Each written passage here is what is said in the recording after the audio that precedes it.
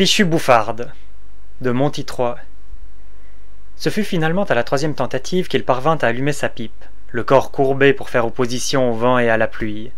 Un immense sourire de satisfaction révéla ses dents jaunes lorsqu'il en tira les premières bouffées. Depuis que Foulque d'Hubert avait rejoint le marchand et proposé son aide pour l'escorter, moyennant vivres et tabac, la pluie était tombée sans discontinuer. À la limite, cela ne le dérangeait guère. C'était son cheval qui affrontait les mares de boue, et les intempéries avaient tendance à démotiver même les brigands les plus affamés. De toute façon, il ne voyait pas vraiment qui oserait s'en prendre à un tel convoi.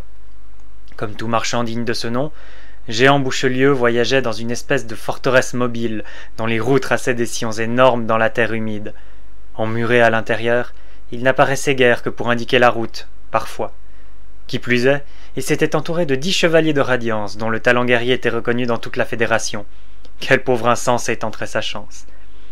Tandis qu'ils entamaient lentement le contournement du pilier pointu, cette montagne peu élevée, mais aux abords difficilement praticables compte tenu du climat, Foulque vérifia machinalement que son fourreau était bien attaché à son ceinturon. Pas de doute. Il caressa la poignée superbement damasquinée de sa lame et poussa un profond soupir. Sa pipe venait encore de s'éteindre. Tandis qu'il s'excrimait pour la rallumer, la pluie se mit à tomber plus drue encore. Il ne voyait même plus les premiers escorteurs, dissimulés derrière un véritable rideau d'eau, ce qui ne l'inquiéta pas plus que cela. Sa fichue bouffarde demeurait rétive. Il ne finit par s'en détacher que lorsqu'il entendit la forteresse roulante immobilisée. La voix tonnante de Jehan fendit le vacarme. « Eh bien, que se passe-t-il » Foulque n'entendit pas la réponse et talonna sa monture pour découvrir les raisons de l'arrêt. 3 chevaliers se grattaient la tête auprès des énormes roues avant qui leur arrivaient au niveau de la taille. Une coulée de boue avait coulé dans les essieux et la paralysait. « Hubert !» Grommelant, le serviteur massif descendit du bâtiment par les barreaux de l'échelle et commença à dégager tant bien que mal la boue à l'aide d'une pelle. Les escorteurs le regardaient faire, sans daigner démontrer pour l'aider. À raison, leur lourde armure les aurait rendus totalement ineptes. Foulque, lui, n'avait pas ce problème. Résolu à gagner le plus vite possible un coin chaud et sec avant que la nuit ne tombe, il mit pied à terre et prêta main forte à Hubert. Le serviteur releva la tête, lui sourit, avant qu'une grimace de surprise ne déforme ses traits. Par réflexe, Foulque rentra la tête dans ses épaules et vit une flèche se planter dans la carapace de bois de la forteresse roulante. Il demeura hagard 2 interminables secondes, le temps de voir 2 projectiles de plus le manquer dans les grandes largeurs, avant de se retourner en dégainant.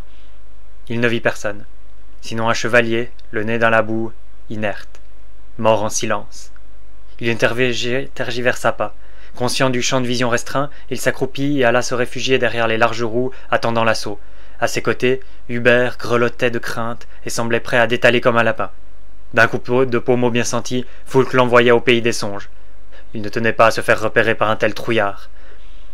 Puisqu'il ne voyait personne devant lui, il balaya ses flancs du regard et eut le soulagement de constater que 2 escorteurs se faufilaient de l'autre côté du chariot, dont les portes demeuraient closes. Derrière lui, personne. Il prit son mal en patience, espérant secrètement que les autres chevaliers régleraient leur compte aux agresseurs avant même qu'il ne les voie. Ce faisant, il scruta plus attentivement les projectiles et se rendit compte avec déplaisir que c'était en réalité des carreaux. L'assaut était donc mené par des écumeurs, ces indigènes outre-marins aux lames aussi tordues que leurs âmes. Il grimaça et serra plus fort la garde de son épée. Les écumeurs avaient une prédilection affirmée pour le poison du fameux mort-les-mets, un poisson venimeux. Une seule estafilade et c'en serait fini de Foulque d'Hubert. Soudain, il entendit un cri sur sa gauche. Un chevalier ferraillait avec 2 écumeurs, tandis que son compère se tenait la gorge. Damnation! Il allait leur prêter secours quand un bruit de chute venu de son dos le fit sursauter. Il se retourna et ses yeux s'agrandirent. Un assaillant venait de s'effondrer maladroitement dans la neige. D'un bond, il se précipita sur l'homme et le cloua comme un vulgaire papillon. Une bonne chose de faite. Mais déjà, une autre silhouette émergeait du rideau de pluie. Sans réfléchir, Foulque chargea. Une lame dentée bloqua le coup, tandis que l'autre main pointait une arbalète miniature dans sa direction. Il saisit le poignet, le tordit et profita de la douleur soudaine de l'écumeur pour lui labourer le ventre. Il eut à peine le temps de retirer son arme ensanglantée que 2 nouveaux adversaires se jetèrent sur lui. Il se laissa tomber par terre pour esquiver les 2 projectiles taille miniature et lança son bras en avant lorsque l'un d'eux voulut profiter de l'occasion. Du bout de la lame, Foulque agita le bras comme s'il maniait les fils d'un pantin. Le second écumeur ne resta pas désemparé bien longtemps. Il taillada son camarade sans coup férir, ce qui laissa le temps à Foulque de se relever.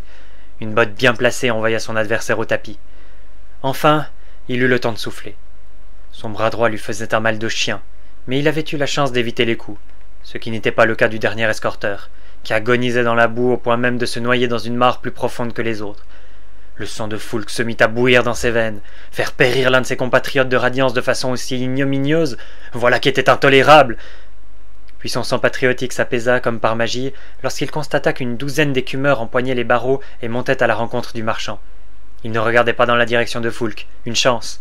Il fallait en profiter, certes, mais pour faire quoi? Et la pluie qui choisissait le pire moment pour tomber moins dru. Tandis qu'il hésitait, allongé dans la boue, il remarqua qu'une sorte de judas un peu plus large s'était ouvert dans la forteresse roulante et que de petites boules s'en échappèrent malicieusement. De petites boules aux petites étincelles taquines. Quand les écumeurs comprirent enfin de quoi il s'agissait, bien après Foulque, qui souriait jusqu'au haut de ses dents jaunes et carriées, les petites boules se firent grande explosion. Des morceaux d'écumeurs giclèrent de toutes parts, éparpillés par la force aveugle des grenades de la soufrière. Le chevalier à la triste figure se releva pour de bon, et laissa libre cours à sa satisfaction. Ah, cela valait le coup de voyager avec des marchands d'armes. Il se dirigea gaiement vers la forteresse roulante, prêt à donner de grandes tapes joviales dans le dos du sévère marchand, quand quelque chose agrippa sa cheville. Il tira un bon coup, et une main encore animée alla valser plus loin. N'osant y croire, il se retourna et scruta le sol où gisaient ses victimes. Une à une, elles faisaient mine de se relever dans d'ignobles saccades. Foulque se frotta métaphoriquement les yeux, mais ne laissa pas l'horreur prendre le dessus. Oh, il en avait vu d'autres de la part des biologistes hors pair de l'île Écume. Aussi hacha-t-il méthodiquement les cadavres malhabiles en 1000 petits dés façon apéricube, qu'il recouvrit de cette boue pénible dont il était lui-même taché jusqu'aux cheveux. Cela fait, il jeta un œil aux certaines des membres, morceaux de ventre, de crâne et d'épaule qui s'animaient ensemble, puis sur le visage inquiet de l'austère marchand.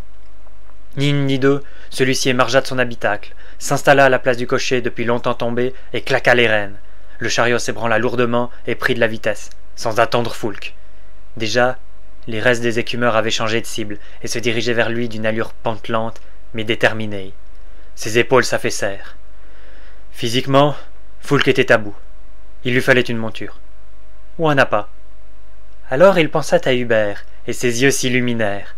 En quelques grandes foulées, il se précipita vers le valet et fit en sorte de le mettre bien en évidence. En effet, si ces choses n'avaient pas Dieu, elles semblaient savoir parfaitement où elles allaient. Puis, à reculons, il s'éloigna lentement du lieu du carnage, et attendit que les bouts de chair revenus à un simulacre de vie s'attaquent au corps évanoui, qui ne le resta pas longtemps, en vain, d'Hubert pour faire volte-face et s'enfuir à toutes jambes. Ce ne fut que plusieurs centaines de mètres plus tard, le nez rivé sur les énormes traces du marchand empressé, qu'il s'aperçut qu'il avait laissé tomber sa pipe dans la bataille. Il se figea, hésita. Une pipe, une simple pipe, une fichue bouffarde qui ne s'allumait pas. Alors il haussa les épaules et fit la seule chose qui lui restait à faire. « Demi-tour toute !